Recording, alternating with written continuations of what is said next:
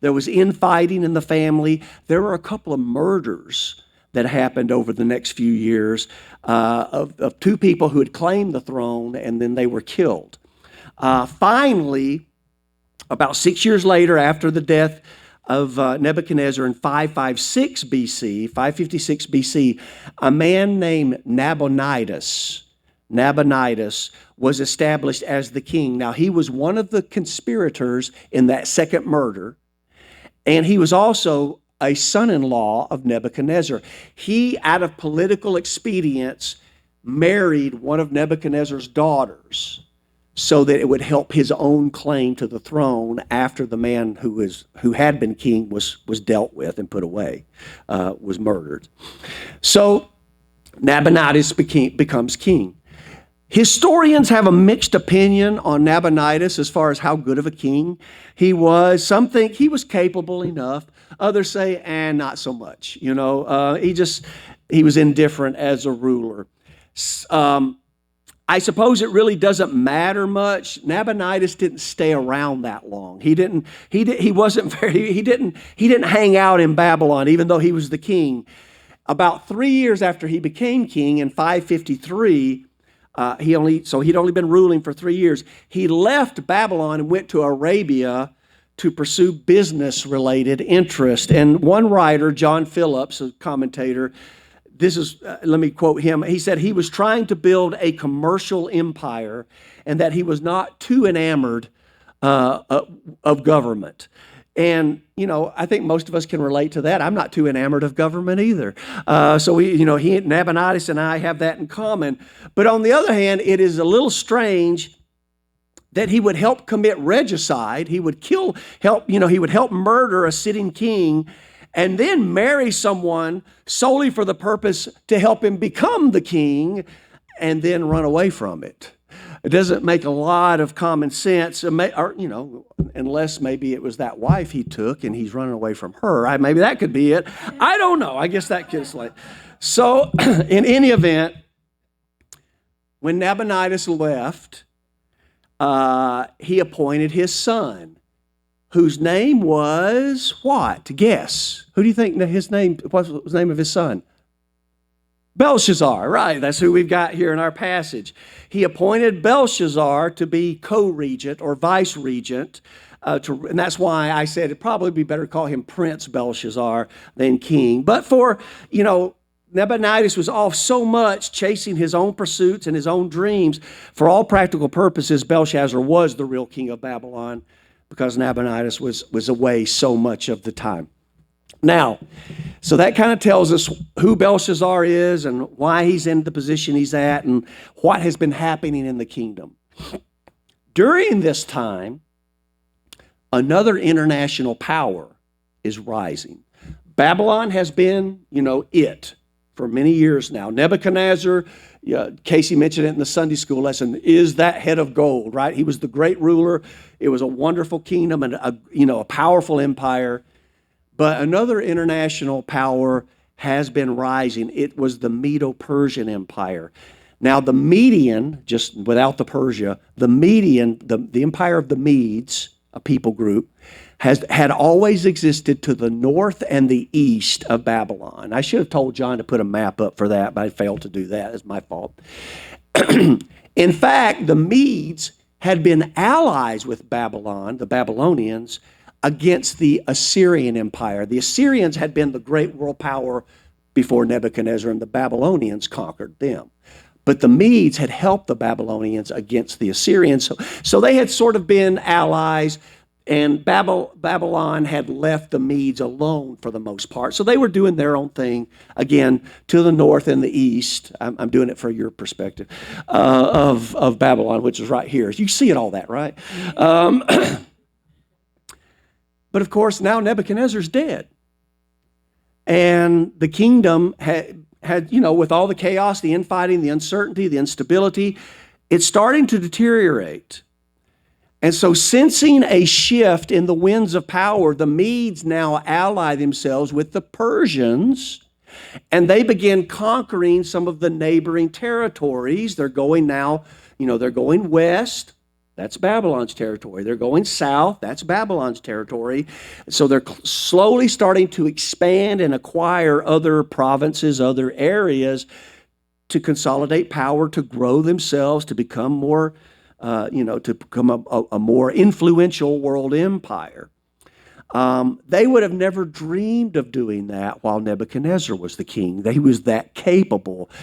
But the current rulers, the first two kings, and now Nabonidus and now Belshazzar, they have no answers to the aggression of the Medo-Persians. And so a few years, as they continue to grow, a few years later, they're now approaching the city of Babylon itself. And by now, as of chapter 5, where we're at, it's about 539 BC.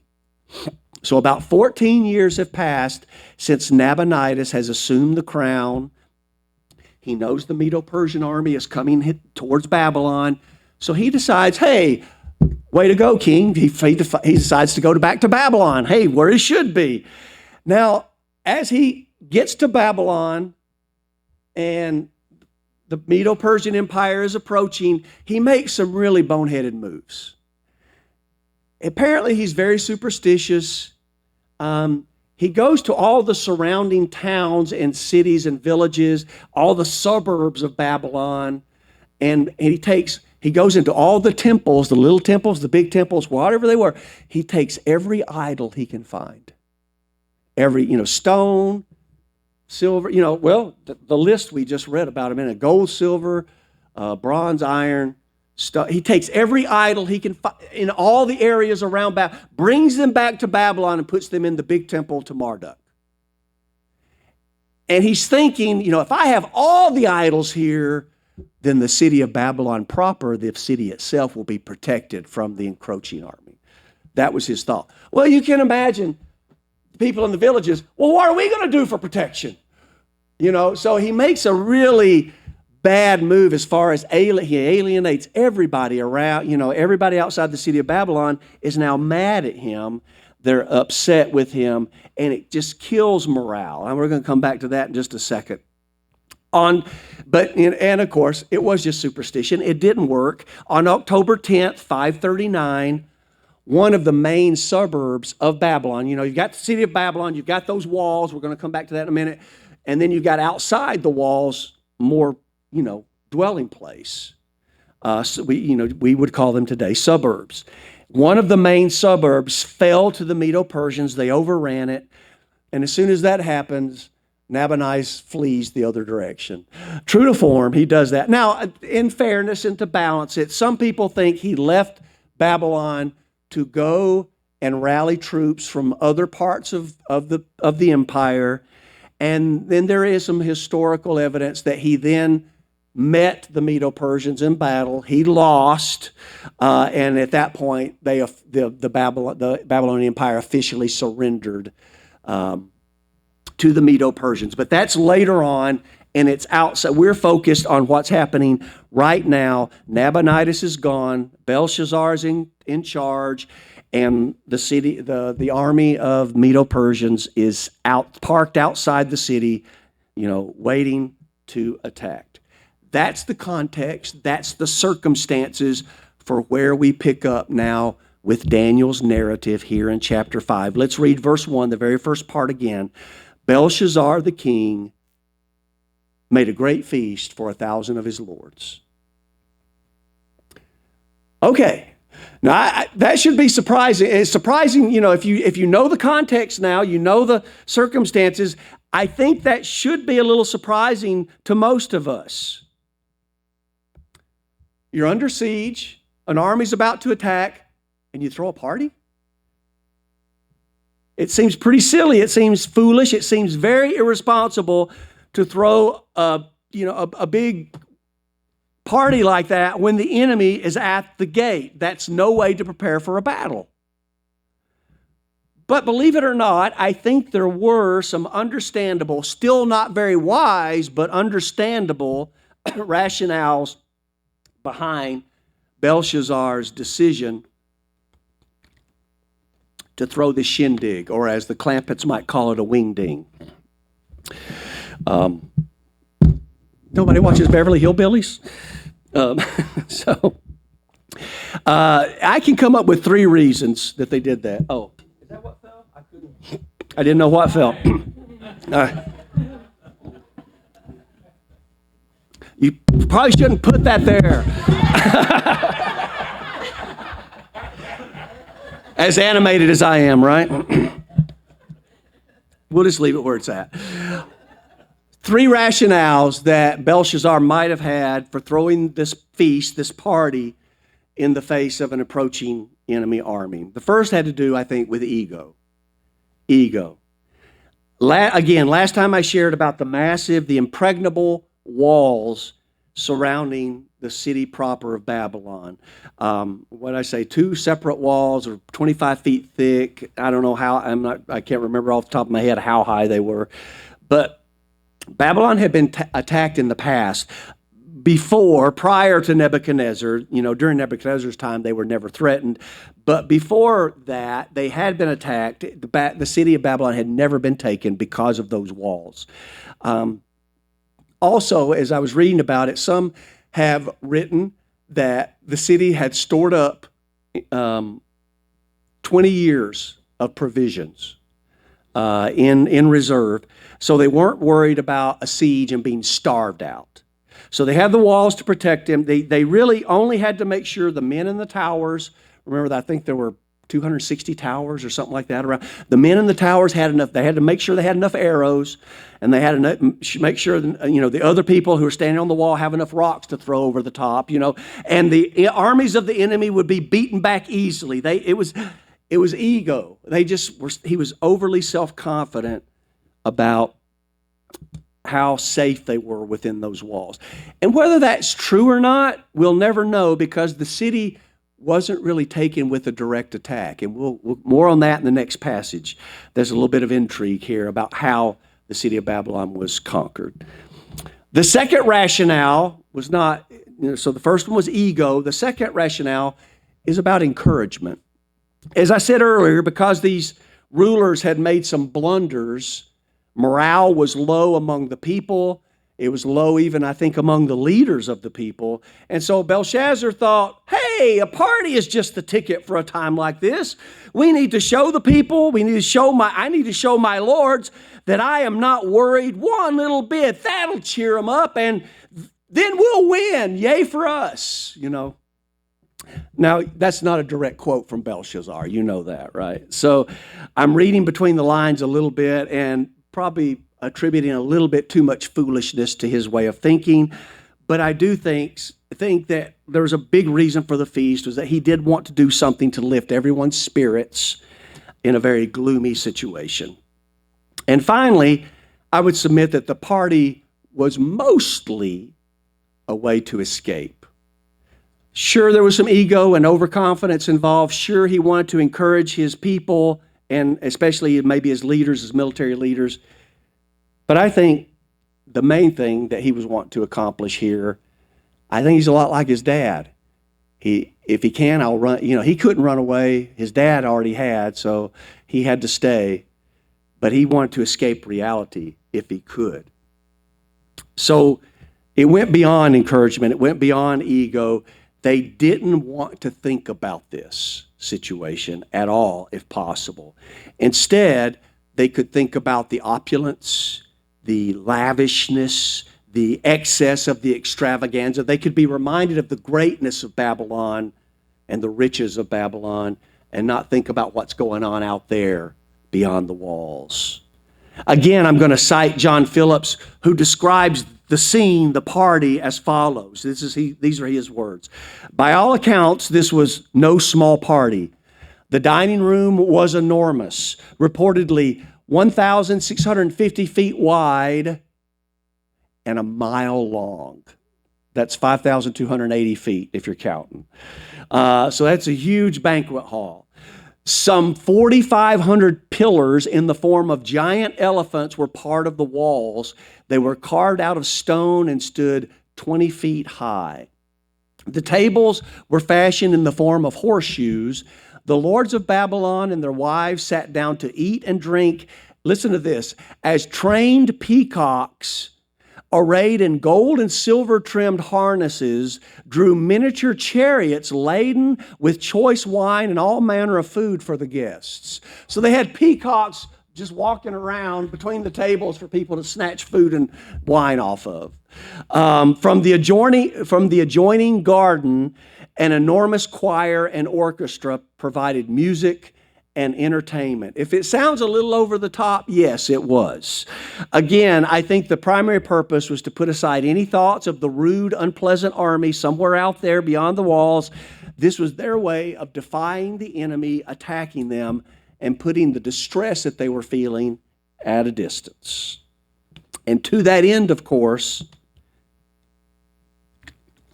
we see all the guests follow Belshazzar's lead as he begins drinking with abandon. The co-regent, and the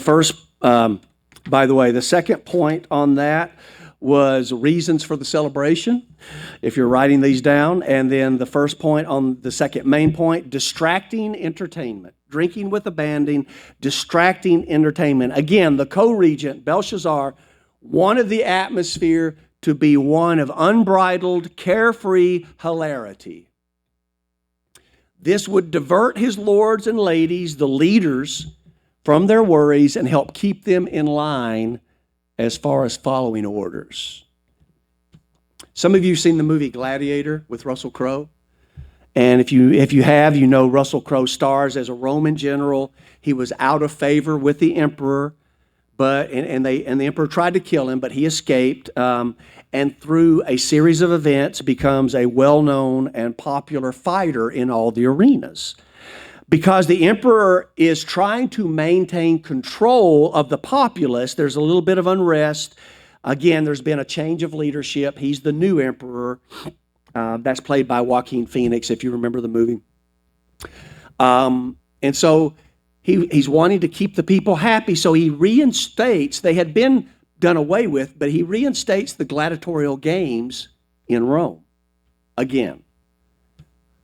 And as all this is happening, there's a couple of Roman senators that are also highlighted in the movie, and they're worried about the direction the empire's going, the Roman Empire's going, and they're worried about the current emperor again. And so they're talking, and they make a comment in a conversation between these two senators that I felt, I think there's so much truth in it. And one of them said that to keep the masses quiet and keep the masses in line, all one needs to do is to provide bread and circuses. Bread and circus. In other words, food and entertainment is enough for most people to be content in life. If I have enough to eat and I can have the diversions in life that amuse me, nothing else really matters. A lot of people live that way, don't they? Because I'd have to say that's still generally true. And I would have to say also that our politicians, our senators, our congressmen, our bureaucrats also know this, which is why they want to give out so much in the way of benefits. They want to buy votes no matter what else happens to our nation in the meantime. But I digress. As we've already seen, Belshazzar pulled out all the stops to make this party that he's throwing a doozy, so as to take everybody's mind off the real issue at hand. And this is the second point, B, drinking for effect. And a big part of the whole scene was going to be alcoholic beverages. Let's read the second part of verse 1. I'll just read the whole verse again. Belshazzar the king made a great feast for 1,000 of his lords and drank wine in the presence of the 1,000. I think there are a couple of noteworthy items there to consider just in that short phrase, and drank wine in the presence of the 1,000. First, we see that the king knew that the partygoers would take their cue from him. So he, in the presence of them all, in other words, with everybody's attention given to him and everybody focused on him, he made a large production. He made a big scene about drinking this wine. Everybody is going to follow his example.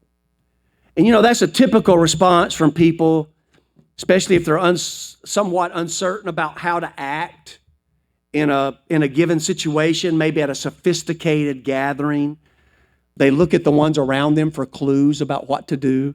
They look especially to the all-important, who's the host here? What does he do? About what to do next. When I've got more eating utensils in front of me than I've ever seen before. What do I do with all these things? And then a menu is coming. They've never encountered some of the foodstuffs. Are you supposed to bang this on the table? Are you supposed to crack it open? What are you supposed to do with this?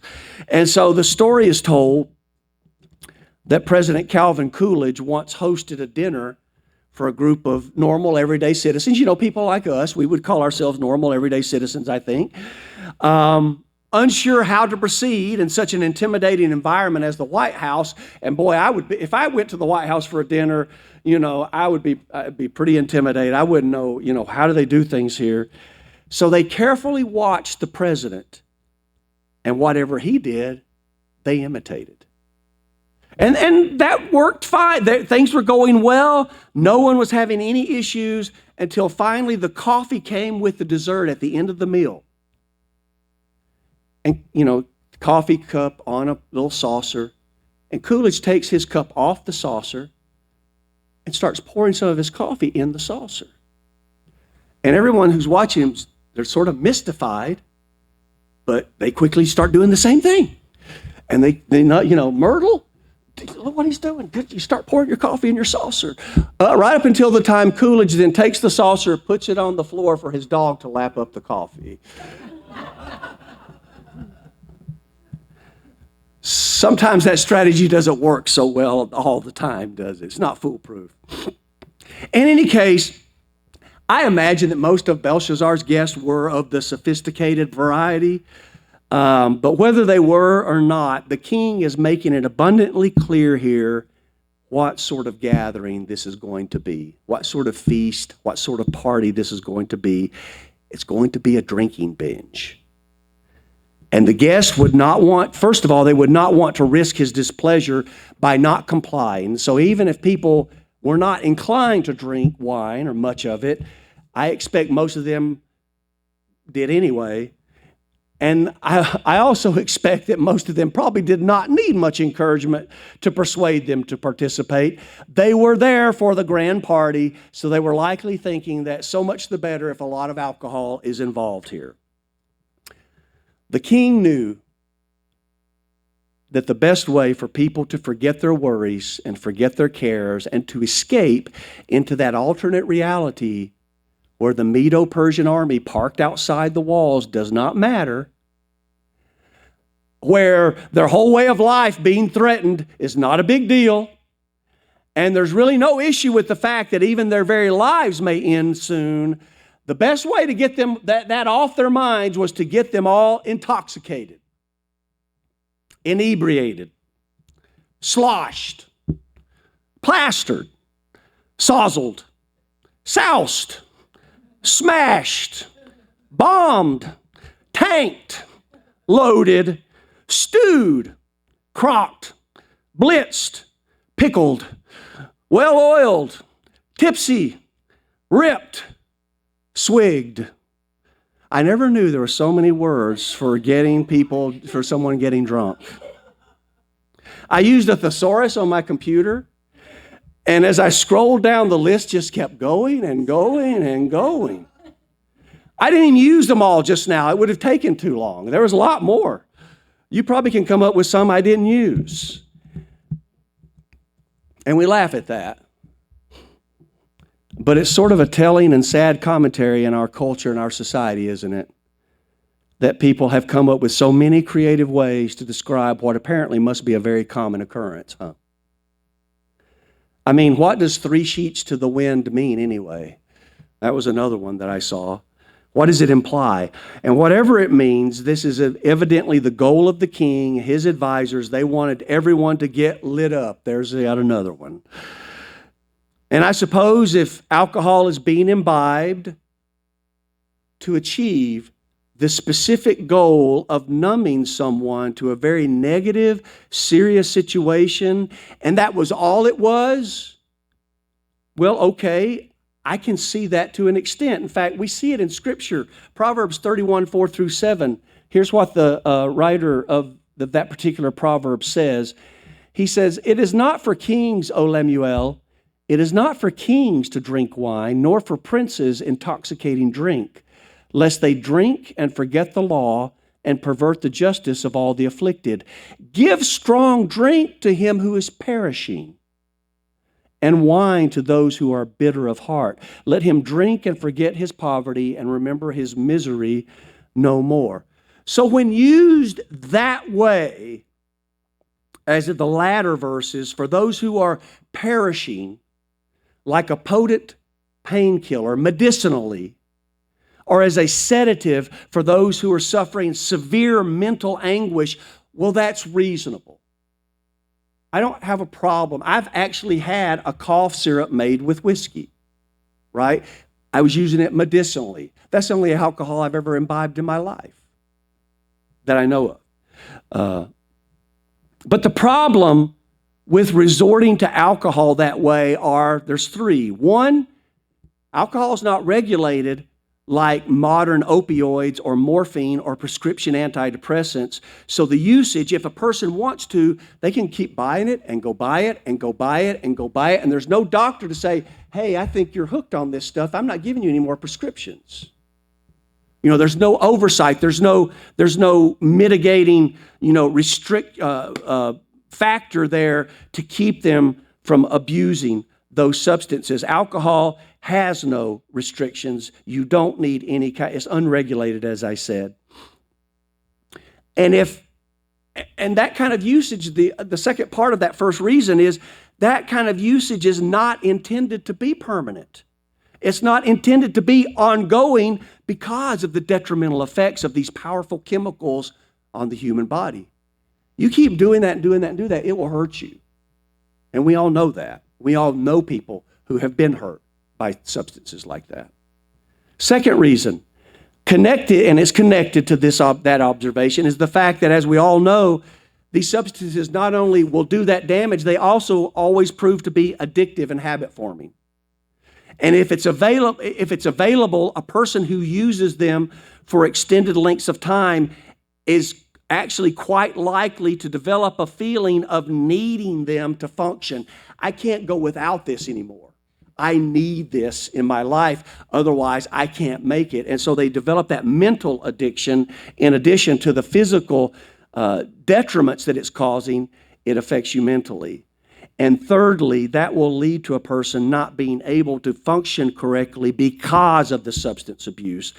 In fact, the more you're on it, the worse you will behave. Look at the first part. If we go back up to verse 5, where the writer of the proverb is talking to Lemuel, he says, "Don't do it. Don't give it to the kings and princes, lest they drink and forget the law and pervert justice."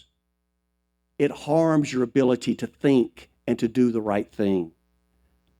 You see, it's not just a matter of the stigma. It's not just a matter, of the bad reputation of a person who drinks all the time and of getting drunk all the time. Of course, that stigma grows less and less, it seems, with every passing generation. It's also a matter of the consequences to health and to behavior as you continue to ingest what is essentially poison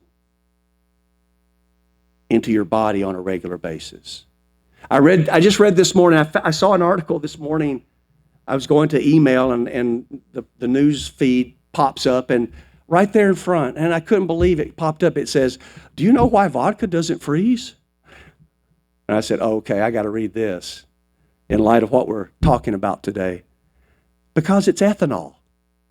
The alcohol in vodka is ethanol. And he said the alcohol in all liquors is ethanol. That's what they put in gasoline, right?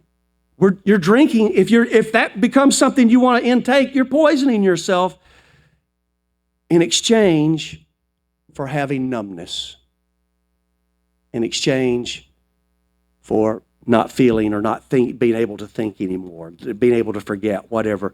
And again, Is it just for today? Is it just for this short-term pain that I've got? Because I just, not many of us get shot and, have to chew on something while somebody gives us a slug of whiskey while they're pulling the bullet out, like the Westerns do. I mean, I can see that.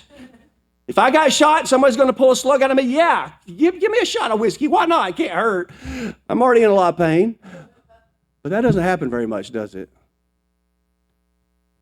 So if we get hooked into it, if it becomes part of our lifestyle, and I just need to feel numbness, I need to be able to forget life, it's not a good thing. And the next time we're going to see some other consequences that came with this short term. This was a short-term party, but we're going to see some of the consequences that came with that, and they still come today from even short-term usage of alcohol.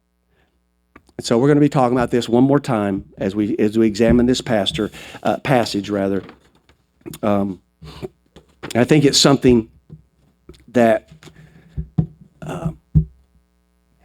it's a difficult thing in our day and time. I mean, it is something that's gotten way too much. I mean, you watch the commercials. You can't have a good time without alcohol, right? You watch the commercials, and that's the key to having fun. And they just never show the other side of it and the destruction that it can wreak in a person's life when it gets hold.